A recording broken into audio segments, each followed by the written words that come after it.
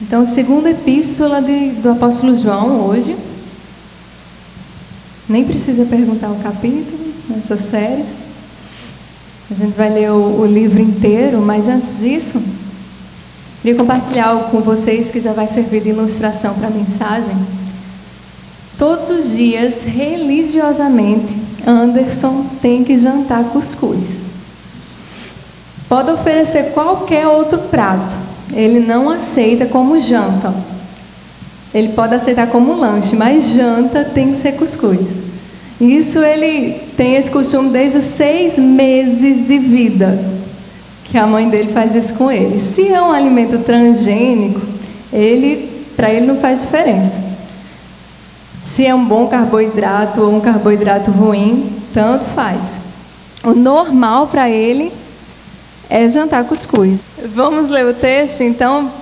Você que está com seu aplicativo ou a Bíblia aberta, ou pode acompanhar também por aqui. O ancião à senhora eleita e a seus filhos, aos quais amo na verdade, e não somente eu, mas também todos os que têm conhecido a verdade, por amor da verdade que está em nós e para sempre estará conosco. Graça e paz da parte de Deus Pai e da do Senhor Jesus Cristo, Filho do Pai, seja convosco na verdade e amor. Muito me alegro por achar que alguns dos teus filhos andam na verdade, assim como temos recebido o mandamento do Pai. E agora, Senhora, rogo-te não como escrevendo-te um novo mandamento, mas aquele mesmo que desde o princípio tivemos, que nos amemos uns aos outros. E o amor é este, que andemos segundo os seus mandamentos. Este é o mandamento, como já desde o princípio ouvistes, que andeis nele. Porque já muitos enganadores entraram no mundo, os quais não confessam que Jesus Cristo veio em carne. Este tal é o enganador e o anticristo. Olhai por vós mesmos, para que não percamos o que temos ganho, antes recebamos o inteiro galardão. Todo aquele que prevarica e não persevera na doutrina de Cristo não tem a Deus. Quem persevera na doutrina de Cristo, esse tem tanto Pai como Filho. Se alguém vem ter convosco e não traz essa doutrina, não o recebais em casa, nem tampouco o saudeis, porque quem o saúda tem parte nas suas más obras. Tendo muito que escrever-vos, não quis fazê-lo com papel e tinta, mas espero ir ter convosco e falar face a face, para que nosso gozo seja cumprido. Saúdam-te os filhos de tua irmã, a eleita. Amém. Talvez o apóstolo João não tenha tido conhecimento naquela época do que seria alimentos transgênicos, mas certamente ele estava preocupado com um cristianismo transgênico, um cristianismo modificado. E ele escreve essa carta à destinatária, a senhora eleita, e aí muitos comentaristas, a maioria deles vai concordar que é uma personificação da igreja.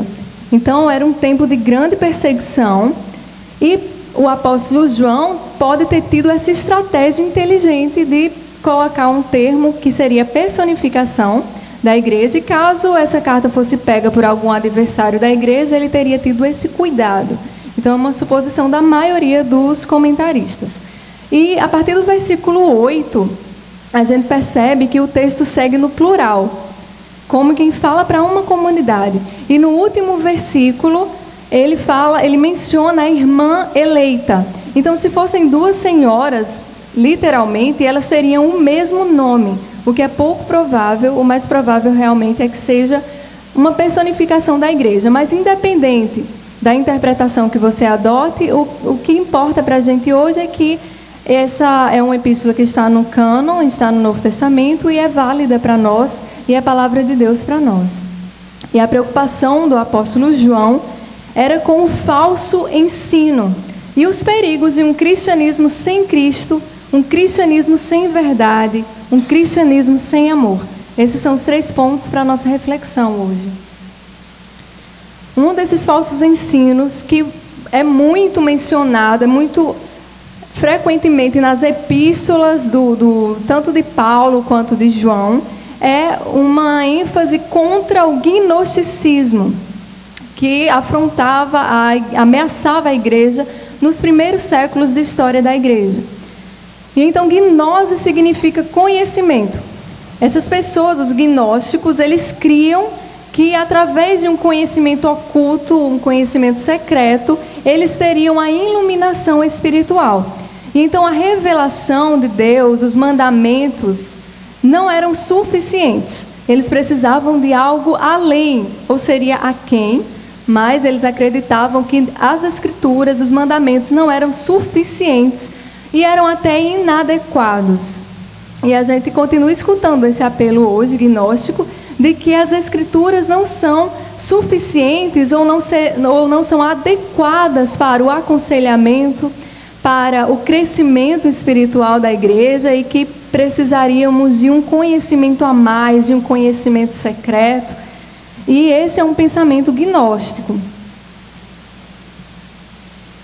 E o problema não está tanto nessas doutrinas erradas que dão abertura para tantas influências negativas na igreja, como o secularismo, a libertinagem, o legalismo, o comunismo, entre tantas outras doutrinas anticristãs. O problema está no cristianismo sem Cristo. E aí ele vai falar dos anticristos, aqueles que ensinam esse falso evangelho. E eles são chamados de anticristos, ou seja, eles não são pessoas apenas que confundiram alguns aspectos teológicos complicados e secundários. Não, são pessoas que defendem o erro, que argumentam e seguram seus argumentos quanto a aspectos elementares para a salvação e da doutrina cristã. Eles defendem o erro e levam as pessoas ao erro. Essas pessoas não são apenas confusas quanto à doutrina, são anticristos. E eles têm consciência missionária. A gente pensa, às vezes, que anticristo é alguém que faz pacto com o diabo e se mostra inimigo de Cristo. Mas aqui João está falando de pessoas que pregam Cristo. É um cristianismo, só que falso, então é sutil. Eles pregam Cristo, eles têm consciência missionária, assim como os pregadores da verdade saem a proclamar o verdadeiro cristianismo, esses saem a proclamar um falso cristianismo. Eles têm consciência missionária e o apóstolo vai dizer que eles não têm Deus. Então, os gnósticos, eles pregavam a diferença entre a parte material do homem e a parte imaterial. Para eles, o espírito é bom e a matéria é má. Então, eles faziam esse dualismo.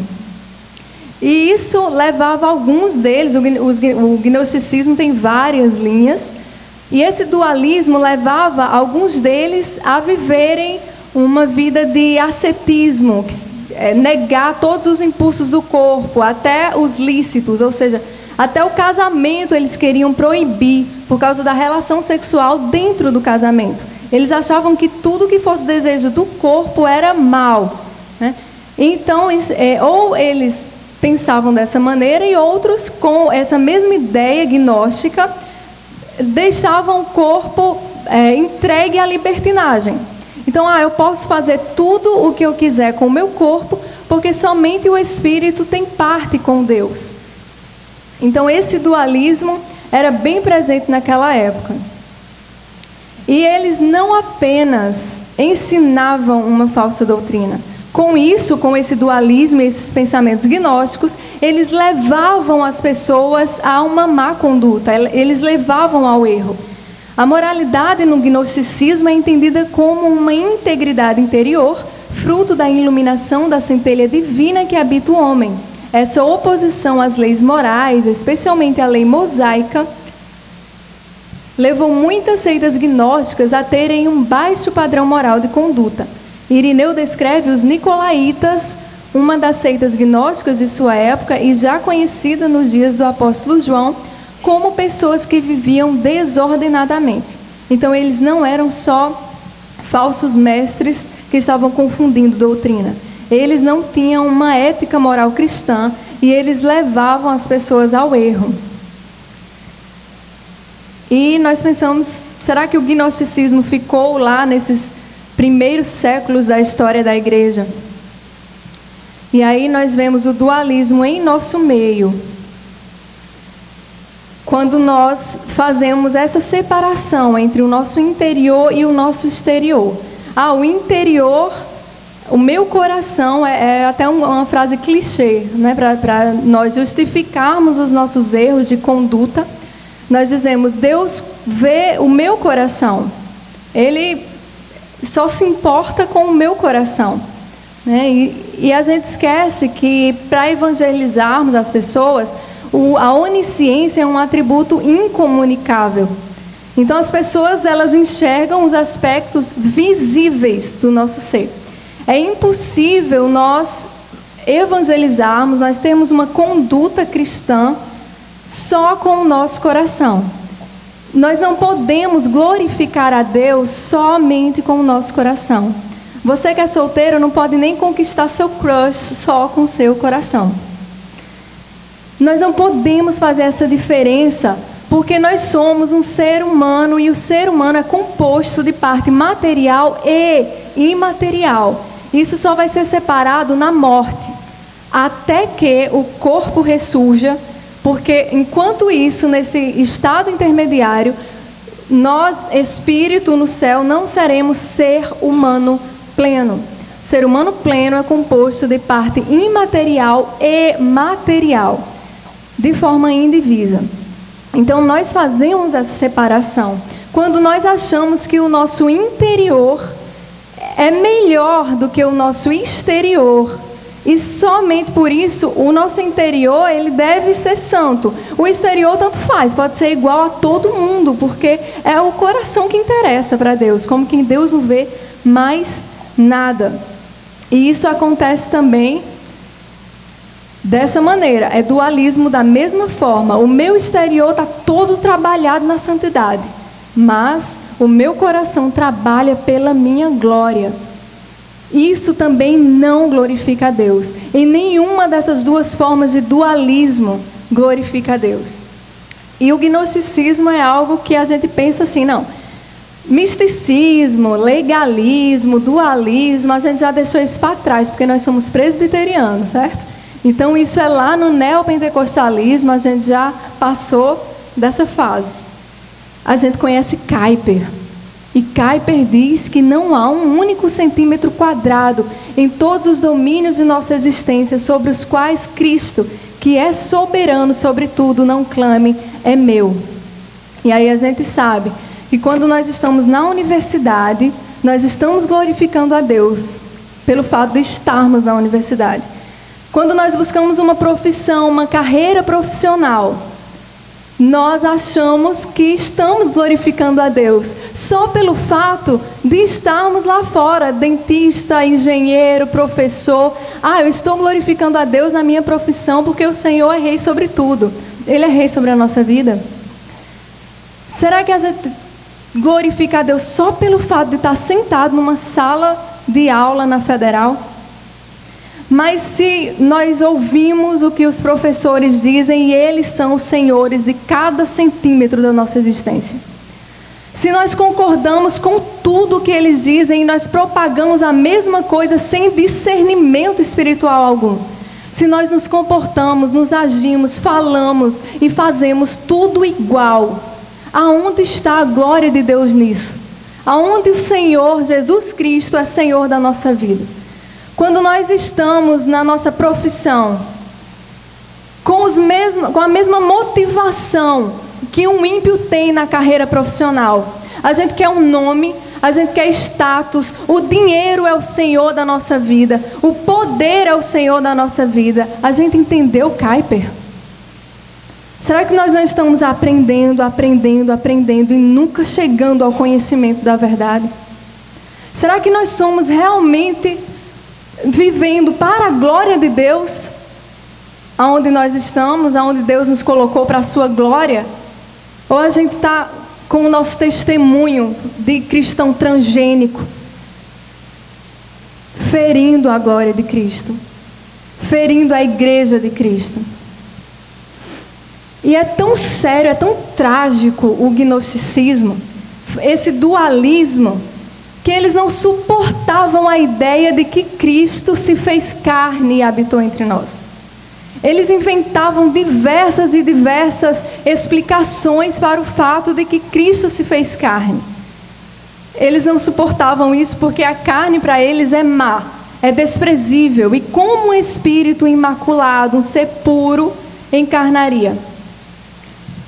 E esse cristianismo sem Cristo, sem verdade, ele é um cristianismo sem poder.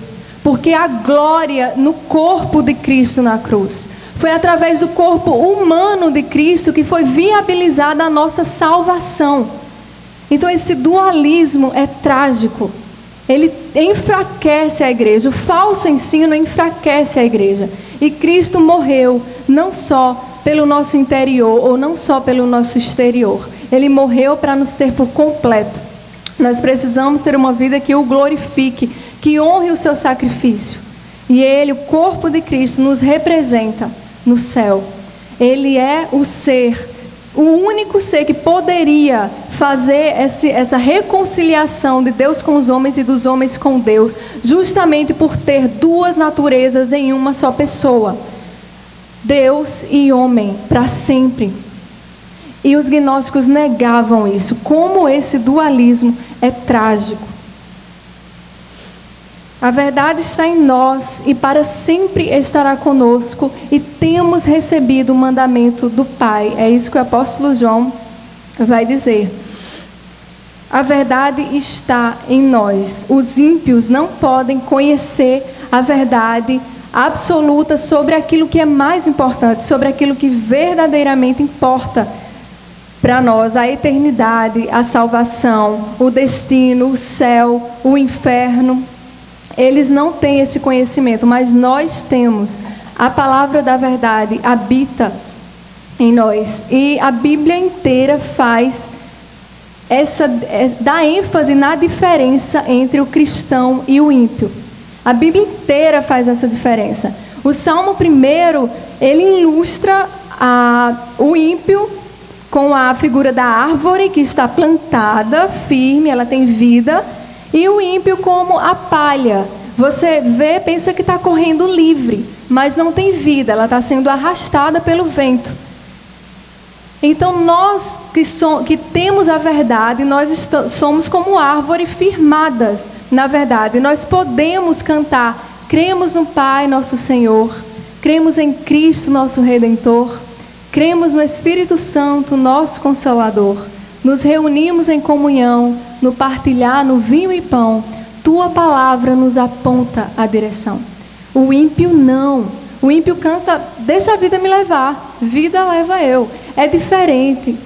Nós que somos plantados em Cristo, nós somos eternamente diferentes.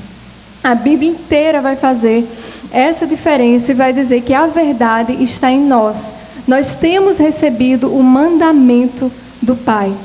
E essa palavra mandamento, ela explica que a Bíblia não é um conjunto de sugestões, de conselhos, mas é obrigatória por ter autoridade divina, por ser palavra de Deus. E ela tem significado na vida de todo mundo, inclusive dos ateus. É nesse sentido que a palavra não volta vazia. Ou para salvação, ou para condenação, a palavra de Deus ela tem significado na vida de todo mundo. E os mandamentos nos foram dados, não para nos oprimir, mas para nos libertar. Os mandamentos de Deus nos foram dados por seu amor. Olhai por vós mesmos, para que não percamos o que temos ganho. Antes recebamos inteiro galardão.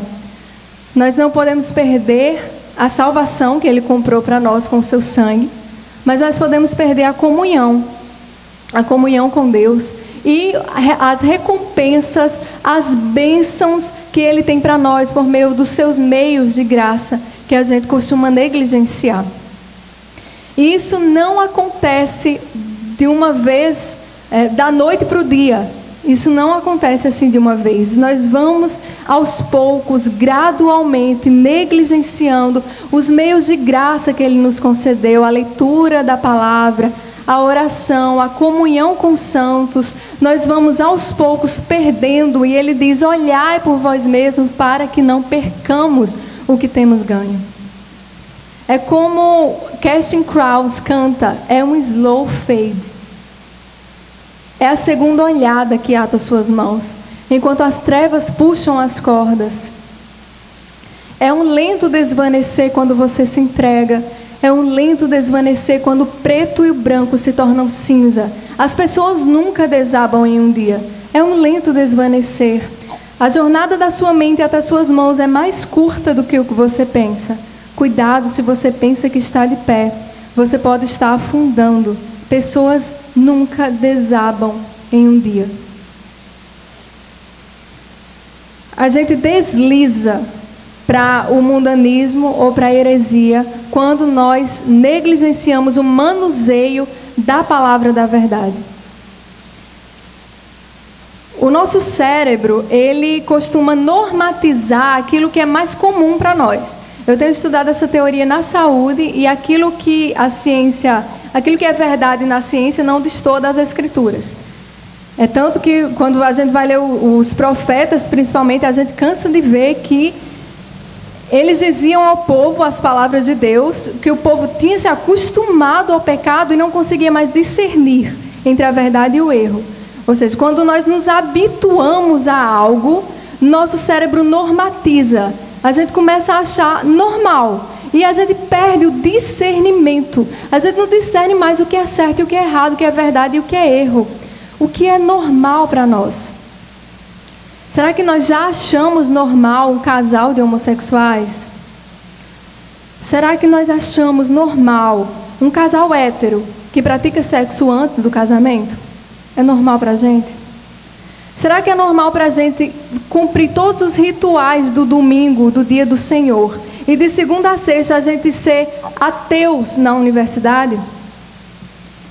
Será que é normal para a gente tirar foto sensual para postar nas redes sociais? É normal?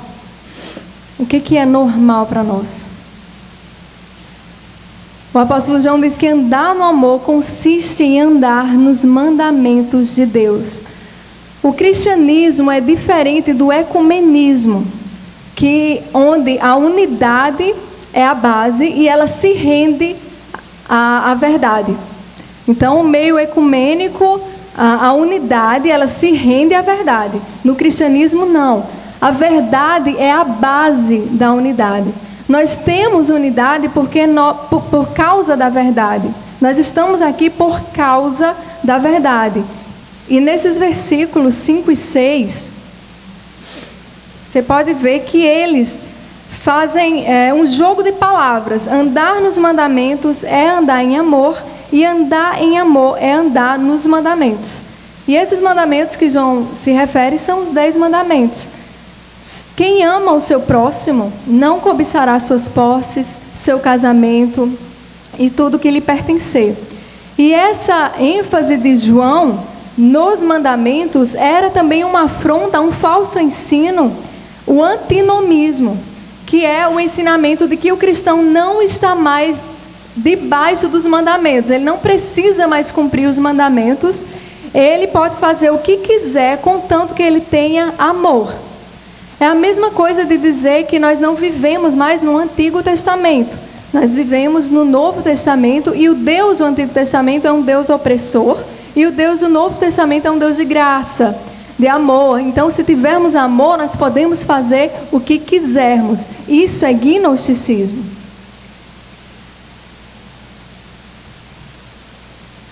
E os versículos 10 e 11, se alguém vem ter convosco e não traz essa doutrina, não o recebais em casa, nem tampouco saudeis, porque quem o saúda tem parte nas suas más obras. O contexto que João escreve esse texto era de missionários itinerantes que viajavam e ficavam hospedados na casa dos irmãos. E aí começou a perceber que eles estavam deixando de trabalhar, alguns falsos missionários deixavam de trabalhar para ficar vivendo de casa em casa dos irmãos como mercenários. E aí o Didaquê, um um livro dos 12 apóstolos, colocou algumas normas para evitar que esse tipo de coisa acontecesse. Algumas delas são essas: fique um dia, e se precisar o seguinte também, mas se ficar 3 é um falso profeta. E quando o apóstolo partir, que nada leve senão pão, até que chegue à sua estalagem. Mas se vos pede dinheiro, o tal é um falso profeta. Nem todo que fale no Espírito é um profeta, mas sim aquele que tem as maneiras do Senhor. Por suas maneiras, pois, serão conhecidos o profeta e o falso profeta. O versículo 11: porque quem o saúda tem parte nas suas más obras. O comentarista Matthew Henry vai explicar que isso pode ser feito por meio de um silêncio pecaminoso, indolência, falta de preocupação, contribuições financeiras para causas erradas, apoio público a essas obras, consentimento interno para com o erro ou defesa aberta do mesmo. E ele diz que o Senhor perdoe a nossa culpa no pecado dos outros. Meus irmãos, se nós víssemos um irmão nosso, em nossa presença, sofrer um acidente, será que nós omitiríamos socorro? Certamente diríamos que não, nós não omitiríamos socorro.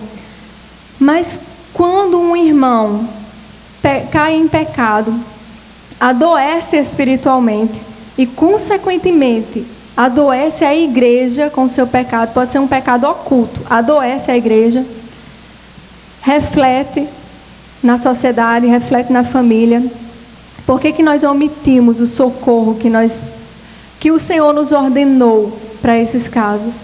Por que nós não perguntamos ao irmão: irmão, você recebeu disciplina, o meio de graça que o Senhor ordenou para esses casos? Não, não recebi. Meu irmão, peça. Peça disciplina, é uma ordem de Deus e é um meio de graça que vai te beneficiar, que vai beneficiar a igreja, o testemunho da igreja lá fora. Por que nós omitimos essa verdade? Porque nós amamos mais a nossa amizade tranquila do que a verdade. Nós amamos mais a nossa amizade tranquila do que a igreja de Cristo. Nós amamos mais a nossa amizade tranquila do que as ordens do Senhor. Nós amamos mais aquilo que nós chamamos de, erroneamente, de comunhão, em detrimento da verdadeira comunhão.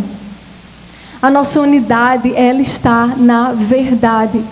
A nossa unidade não está em nos reunirmos para entretenimento, para lanche. Isso é bom, isso é bem-vindo, mas não pode ser confundido. Porque um grupo pode se reunir para lanchar e no outro dia está um detonando o outro por trás, e isso nunca foi comunhão. E essas pessoas não têm comunhão com os irmãos, com a igreja, nem com Deus. Nós precisamos entender o que são ferramentas de auxílio e o que é indispensável para a comunhão. Comunhão é chegar junto quando o outro precisa. Comunhão é falar a verdade, é aconselhar com a Bíblia, é estar pronto a crescer espiritualmente com o irmão no processo de santificação.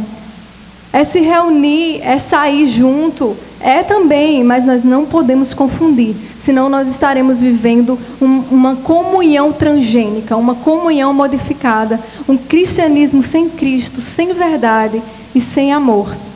E esse espírito de tolerância, que hoje na nossa sociedade é tão marcado e influencia também, não tem como não sofrer essa influência. Nós acabamos pensando que uma pessoa que se opõe a uma má conduta, uma pessoa que diz a verdade, é uma pessoa sem amor. Mas aqui o apóstolo João está dizendo que quem o saúda, ou seja, quem apoia, quem não se opõe às más obras, tem parte com elas, é cúmplice delas. Parece exagero, mas é o que o apóstolo João está nos dizendo claramente nesse texto. Ser politicamente correto e ser justo ao mesmo tempo é impossível. Não há como agir não há como agir com amor sem a verdade. Lutar contra as heresias e contra o mundanismo é uma obrigação de cada cristão.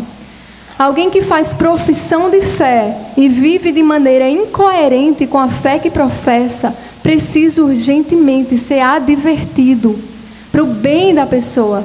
E aqueles que são mestres, influenciadores, que estão pregando mentiras, que estão distorcendo a verdade, relativizando o evangelho para que se torne palatável aos ímpios, se amoldando a conduta dos ímpios, esses precisam ser denunciados, refutados para o próprio bem deles, para o bem daqueles que os ouvem e principalmente por causa da glória de Cristo, que é a verdade encarnada. Meus irmãos, sinceramente, eu já cansei de tentar trocar o cuscuz de Anderson. Já ofereci de tudo no mundo. Graças a Deus que ele não faz isso com as doutrinas transgênicas. Não sempre, né? Brincadeira. Mas o evangelho modificado, o cristianismo transgênico, ele pode até fazer a igreja crescer, mas com saúde, jamais. Que Deus nos livre do cuscuz gospel. Que Deus nos livre de sermos cristãos transgênicos. Cristãos cuscuz. Que Deus nos guarde. Amém? Vamos fazer uma oração para terminar? Não feche seus olhos, por favor. Olhe para cá e leia comigo essa oração. Ó Deus imutável, sob a convicção do Teu Espírito, eu aprendo que quanto mais faço, pior sou. Quanto mais sei, menos eu sei. Quanto mais santidade eu busco, mais pecador me reconheço. Ó Senhor, possuo um coração rebelde e não posso permanecer perante Ti. Sou como um pássaro à presença humana. Quão pouco amo a Tua verdade e os Teus caminhos. Eu negligencio a oração por pensar que já fui sincero bastante e já orei o suficiente, por saber que Tu salvastes a minha alma. De todos os tipos de hipócrita, livra-me de ser um hipócrita evangélico, dos que pecam sem preocupar-se porque a graça abunda, dos que se gabam das luxúrias que já foram limpas pelo sangue de Cristo, dos que pensam que Deus não pode lançá-los no inferno porque acham que são salvos, dos que amam a pregação evangélica, a igreja, os cristãos, mas vivem de forma ímpia. Minha mente é um buquê sem um botão de flor, com nenhum discernimento espiritual, nenhum desejo pelo dia do Senhor, constantemente aprendendo, mas jamais alcançando a verdade. Sempre tendo bem do evangelho, mas sem conservar o seu líquido. Minha consciência está sem convicção ou contrição, sem qualquer arrependimento. Minha vontade está sem o poder de decisão ou resolução. Meu coração está sem afeição e cheio de fendas. Minha memória não retém, por isso esqueço facilmente as lições aprendidas. E Tuas verdades se escoam. Dá-me um coração quebrantado, mas que transporte o líquido da graça. Amém. Oração puritana, Paradoxos.